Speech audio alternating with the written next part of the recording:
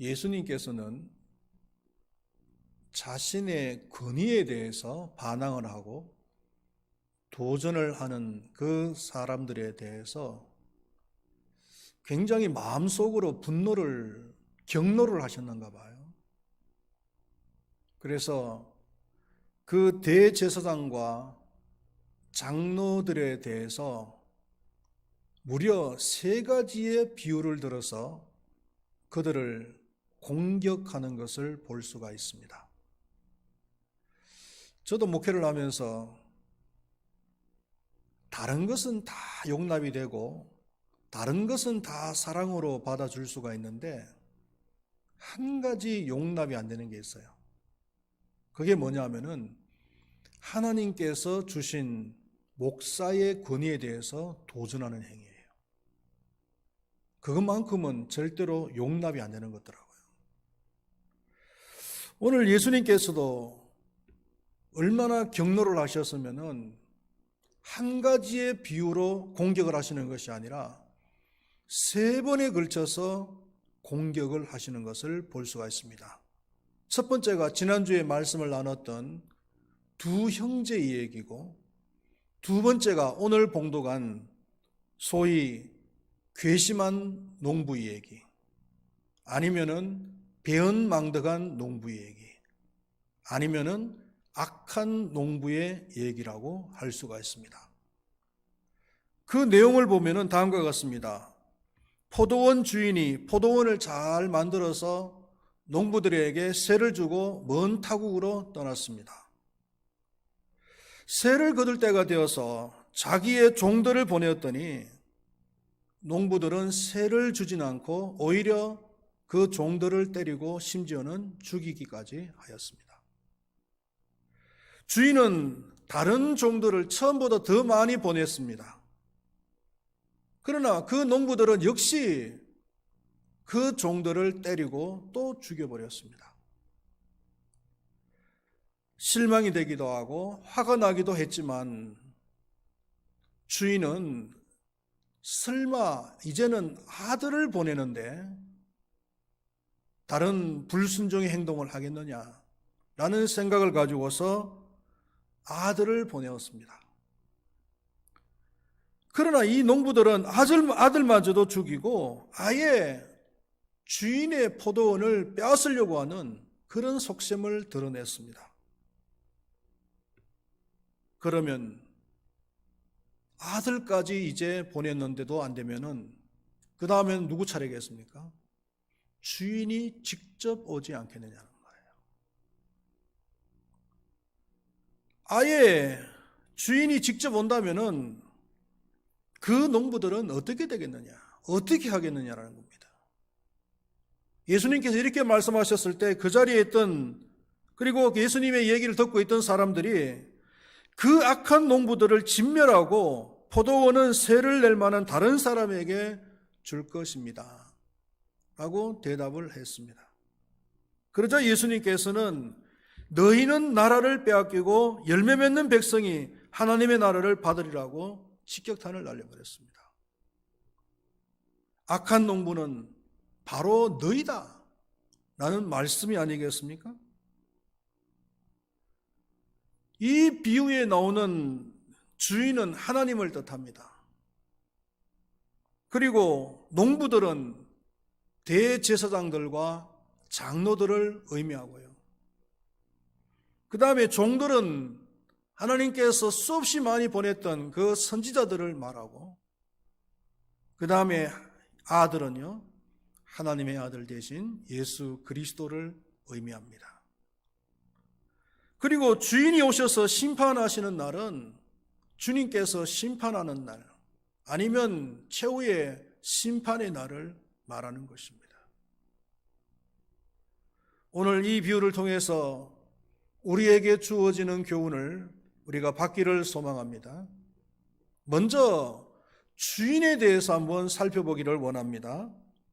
이 주인은 첫 번째로 농부들을 아주 사랑하고 신뢰하는 분이었다는 것을 알게 됩니다.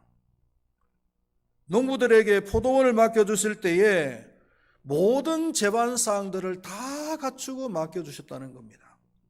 13절 말씀해 보니까 한 집주인이 포도원을 만들어 산 울타리로 두르고 거기에 접자는 터를 만들고 망대를 짓고 농부들에게 쇠를 주었다 라고 말씀을 하고 있습니다.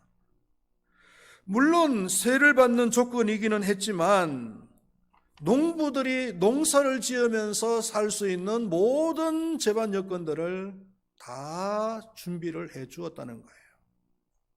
이것은 하나님께서 사람들을 얼마나 사랑하시는가, 그리고 하나님께서 사람들을 얼마나 신뢰하시는가를 보여주는 부분이라고 할 수가 있습니다. 단적인 예를 들자면은 에덴 동산을 우리가 예를 들 수가 있을 것입니다. 하나님께서는 에덴 동산에 사람들을 만드시고 그리고 그 에덴 동산 안에 모든 조건들을 다 만들어 놓으셨어요. 사람들이 행복하게 살아갈 수 있는 조건들을 다 만들어 놓으시고 그리고 그 에덴 동산을 사람들에게 맡겨 주셨다는 거예요. 어떤 사람은 그런 얘기를 합니다. 하나님은 병 주고 약 주는 분이시다. 이렇게 얘기하는 사람도 있어요. 좋은 것만 주시면 되는데 왜 인간에게 죄를 주시느냐 말이에요. 그래서 죄 때문에 인간들이 너무나 많은 고통을 당하고 있지 않느냐. 그러니까 하나님께서는 좋은 것도 주시고 나쁜 것도 주시고 약도 주시고 병도 주시는 분이 아니신가. 하나님은 참 심술이 있으신 분이 아니신가. 이렇게 말하는 사람도 있다는 거예요. 그러나 우리가 알아야 될 것은 뭐냐 하면은 이 죄라는 것은 하나님께서 우리에게 주신 것이 아니에요.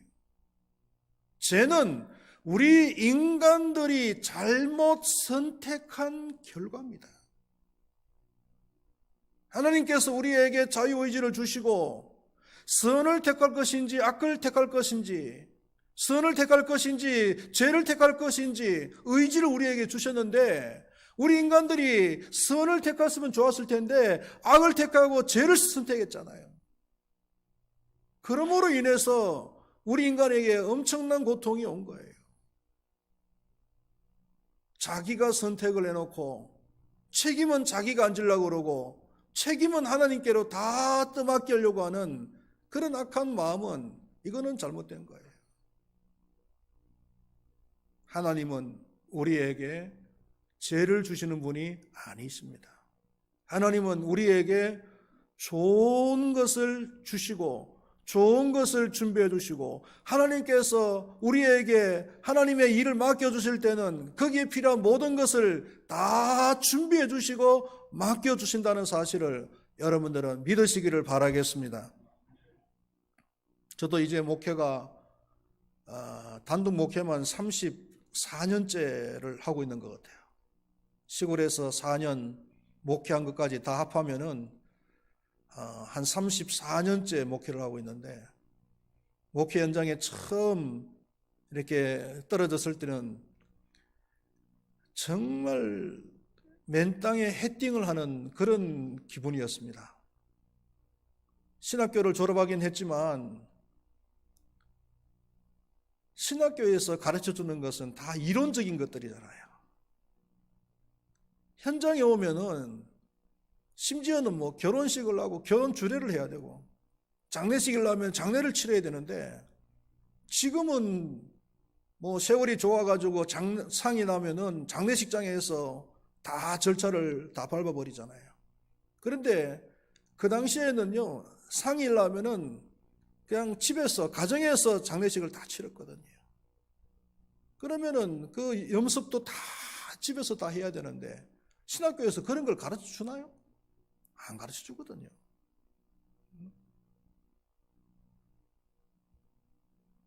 정말 막막했어요. 그리고 너무나 부족한 것이 많으니까. 그런데 하나님께서는요, 참 때를 따라서 부족한 것을 다 메워주시고 훈련시키실 것은 다 훈련을 시키셔서 지금까지 오게 하시더라고 보니까. 돌아보면은 물질의 훈련도 때를 따라서 시키시고 또 환경에 대한 훈련도 시키시고, 그리고 또한 대인관계, 인간관계에 대한 그런 훈련도 때를 따라서 다 시키시는 거예요. 그래서 지금까지 오게 하신 것 같아요. 하나님께서는 우리에게 하나님의 일을 맡기실 때는 모든 것을 다 준비해 놓고 맡겨주십니다. 그래서 우리는 그것을 믿고 순종하기만 하면 됩니다. 할렐루야. 하나님은 우리를 사랑하시고 우리를 절대적으로 신뢰하시는 분이시다. 그리고 두 번째로 하나님은 인내하시는 분이시라는 겁니다. 주인이 타국에서 종들을 보내었는데 이 농부들은 배은망덕한 태도를 보였어요. 존대하기는커녕 돌로 때리고 죽였습니다. 이것은 종들에게 한 행동이지만 어떻게 생각하면은 주인에게 한 행동과 마찬가지예요. 주인 입장에서는 얼마나 화가 나겠습니까? 당장에 달려가서 그 농부들을 괴멸시켜버리고 그 맡긴 그 포도원을 다 돌려받고 싶을 거예요. 그러나 주인은 참고 한 번 더 종들을 보내었습니다. 그런데 농부들은 또다시 종들을 데리고 돌로 쳐 죽였습니다. 주인의 인내는 여기서 끝나는 것이 아닙니다. 이번에는 한 줄기 마지막 남은 희망을 보고 아들을 보내었습니다. 아들을 보내면 저들의 태도가 달라지지 않겠느냐라고 하는 희망이었습니다. 37절 말씀에 보니까 후에 자기 아들을 보내며 이르되 그들이 내 아들은 존대하리라 하였더니, 그러나 농부들은 주인의 아들조차도 죽여버렸습니다. 농부들이 그 아들을 보고 서로 말하되 이는 상속자니 자 죽이고 그의 유산을 차지하자 하고 이에 잡아 포도원 밖에 내쫓아 죽였느니라. 농부들은 아들을 보자마자 나쁜 생각이 들었습니다. 주인의 아들이니까 저 아들만 죽이면 우리가 포도원을 차지할 수가 있다. 그래서 그 아들마저도 죽였다는 거예요. 여러분, 우리는 여기서 하나님의 인내를 볼 수가 있는 것입니다. 수많은 선지자를 보내었습니다. 아브라함 이후로 하나님께서 그 이스라엘 백성들을 통해서 이루시고자 하는 그 뜻을 펼쳐나가시는데 이스라엘 백성들이 자꾸 불순종하는 겁니다. 그러니까 하나님께서 선지자들을 수없이 보내잖아요. 보내서 너희들은 그렇게 살아갈 사람들이 아니야. 너희들은 하나님의 뜻을 이루어야 될 사람들이야.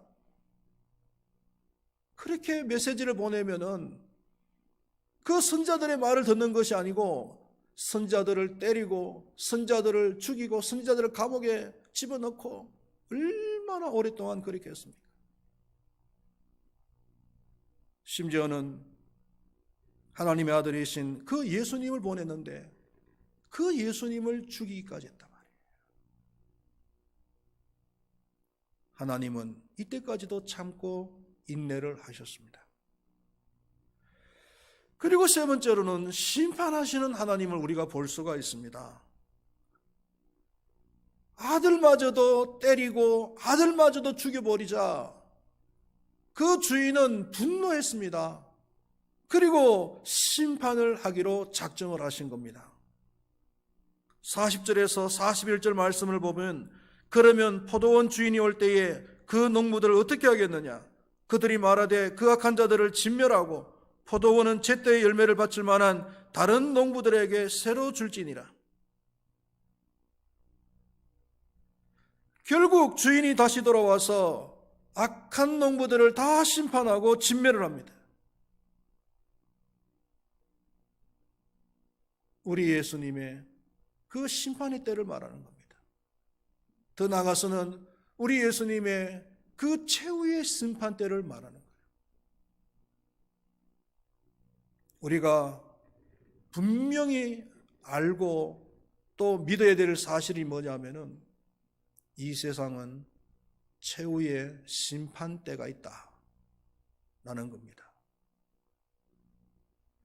세상은 무의미하게 계속 시간만 흐르는 것은 아니에요.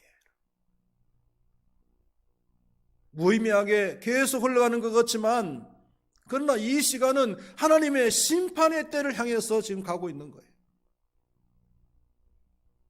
그날은 우리의 죄가 드러나고 우리의 그 죄에 대해서 반드시 심판이 있을 것입니다. 죄는 절대로 숨겨지거나 낡아지지 않습니다.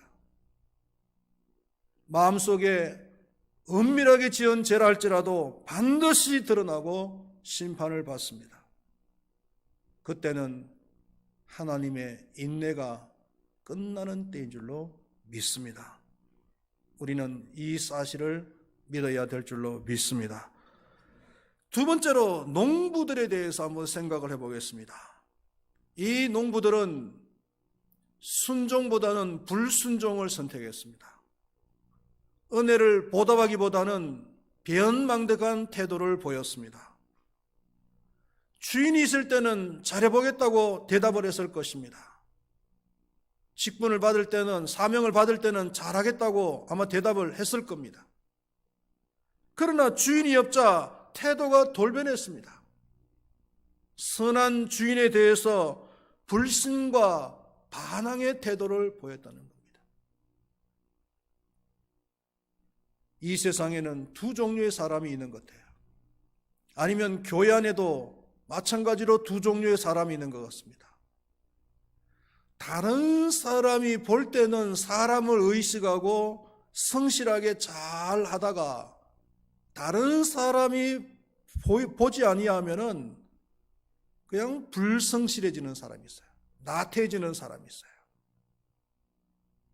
반면에 다른 사람이 볼 때나 보지 않을 때나 한결같이 성실한 사람이 있습니다. 신앙생활을 이렇게 하는 사람이 있어요. 이런 양심을 가지고서 신앙생활을 하는 사람이 있다는 거예요. 기도를 할 때도 말이에요. 사람들이 모여있을 때는 열심히 기도하는 척합니다. 그러나 사람이 보지 않을 때는요, 절대로 기도 안 하는 거죠. 교회에서 대청소를 한다. 모여라. 사람들이 모여있을 때는 열심히 청소를 해요. 근데 사람이 한 사람 두 사람 가고 나면은 사람들이 안 볼 때는 그냥 바람과 함께 같이 사라져버려요. 아직까지 청소가 끝이 나지도 않았는데, 마무리도 안 됐는데. 그러나 어떤 사람은요, 다른 사람이 보든 안 보든지 간에 끝까지 그 청소를 마무리하고 가는 사람이 있어요. 하나님을 믿는 사람이라면 어떤 양심이 되어야 되겠습니까? 하나님은 은밀한 가운데서 보시는 분이시잖아요. 우리가 그것을 믿는다면요, 전자와 같은 사람이 아니라 후자와 같은 사람이 되어야 되죠. 후자와 같은 그런 양심을 가진 사람이 되어져야 되지 않겠습니까? 여러분, 하나님은 멀리 계시는 것 같지만 우리의 일거수일투족을 다 보시는 분이십니다.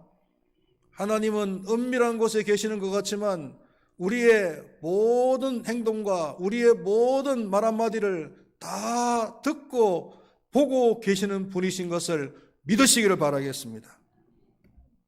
우리가 해야 될 일이 뭡니까, 여러분? 죄의 특징이 뭔지를 알아야 됩니다. 죄의 특징은 많이 있지만은 그 중에서 한 가지가 연쇄적이다라는 거예요. 첫 번째 종들이 왔을 때 농부들은 그 종들을 때리고 죽여버렸습니다. 그리고 주인은 두 번째 종들을 보내었습니다. 아마 이 농부들은 두 번째 종들이 왔을 때 순간적으로 좀 당황을 했을지도 모르겠어요.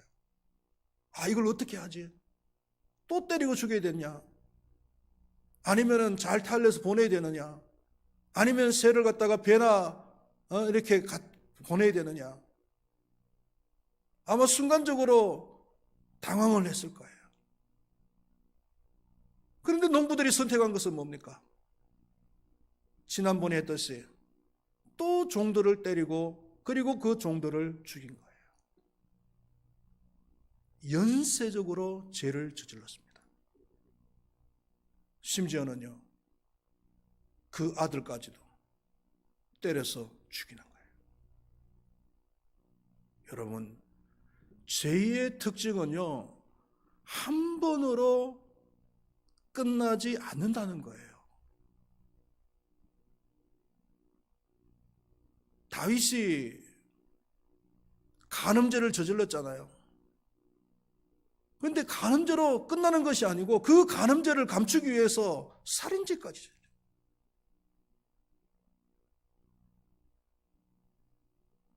그 다윗의 얘기를 보면은요, 다윗이 결국은 그 간음한 여인을 통해서 아들을 낳잖아요. 근데 그 아들이 이제 병이 들었어요. 다윗이 하나님께 나가서 하나님 앞에 처절하게 기도합니다. 이 아들을 좀 살려달라고. 제가 잘못했다고. 제가 죽일 놈이라고. 이 아들이 무슨 죄가 있느냐고. 나라의 왕이 밥도 안 먹고 식사도 안 하고 하나님 앞에 금식하면서 아들을 살려달라고 막 기도하는데 그 신하들도 어찌할 줄 모르는 거예요. 그만큼 회개하고 그만큼 눈물로서 기도했으면 하나님께서 용서해 주실 만하죠. 아들을 살려주실 만도 하잖아요. 좋으신 하나님이시니까. 근데 하나님께서 어떻게 하십니까? 그 아들을 죽여버려요. 왜 그런 줄 아세요, 여러분? 하나님께서는 그 다윗의 그 죄의 연쇄성을 끊기 위해서 그렇게 하신 거예요. 만약에 그 정도 선에서 회개한다고 다시 살려주고 용서해주고 나면요, 다윗의 마음속에 어떤 생각이 있겠어요? 아, 이것 봐라. 다음에 또 똑같은 죄를 저지르는 거예요. 그리고 회개하면 되지 뭐. 이런 생각을 갖는 거예요. 이게 인간의 죄악성이에요, 여러분. 타락한 본성이에요, 이게. 그러니까 죄를 저질렀을 때 하나님께서 따끔한 맛을 보여줘야 그 다음에 정신 번쩍 차리고 연속적으로 죄를 안 짓는 말이에요.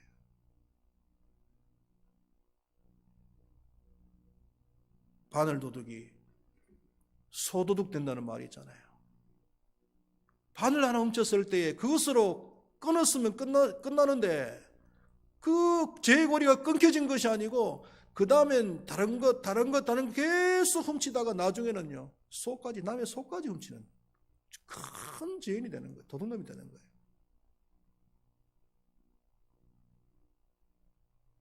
돈을 빼앗기 위해서 강도짓을 하다가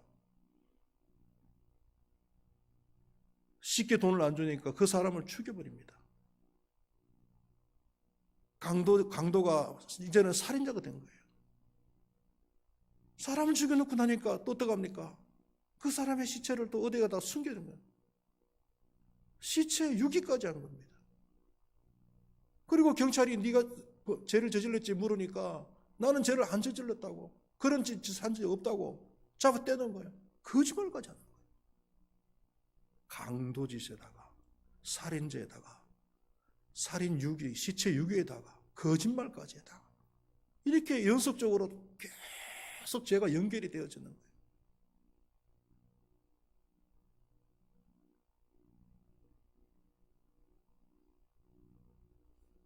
우리가 해야 될 일은요, 우리는 하나님의 거룩한 백성들이잖아요.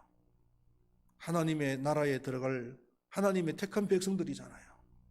그렇다면은 우리는 여기서 해야 될 일이 있습니다. 그게 뭐냐면은 죄의 고리를 과감하게 끊는 거예요.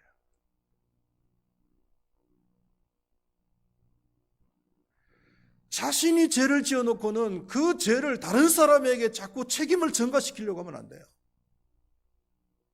우리 인간들의 주특기가 뭐냐?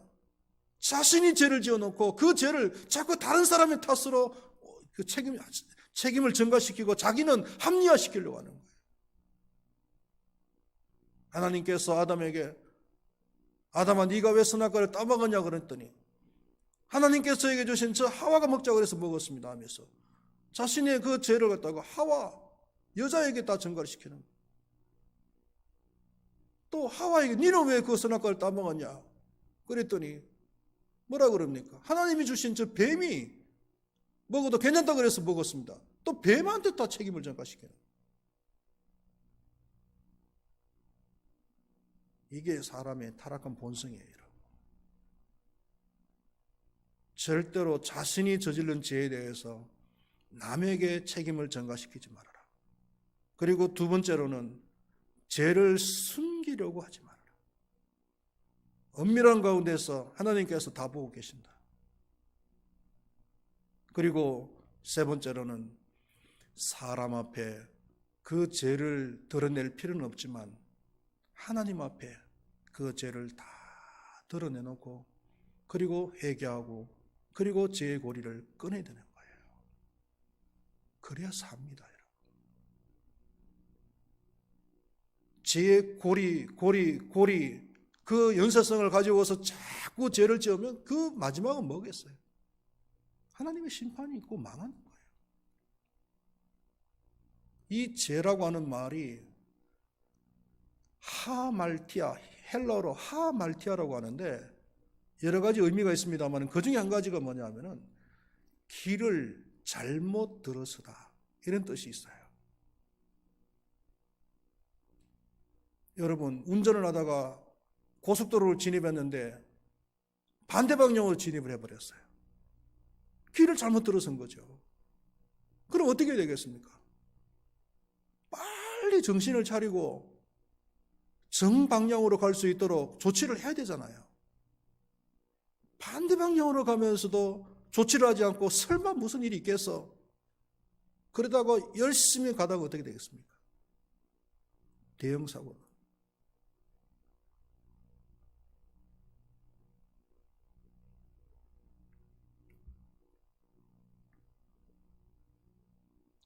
여러분, 죄는 연쇄성이 있습니다. 한번 우리 자신의 삶을 돌아보시고 아직까지도 그 죄의 고리를 끊어버리지 못한 부분이 있다면 오늘 이 시간을 통해서 과감하게 그 죄의 고리를 끊어버릴 수 있기를 축원드리겠습니다. 내가 하나님 앞에 불순종하는 것이 한 번으로 끝나는 것이 아니에요. 내가 하나님 앞에 믿는 사람이라고 하면서 나태함을 보이는 것이 그 나태함이 한 번으로 끝나는 것이 아니라고요.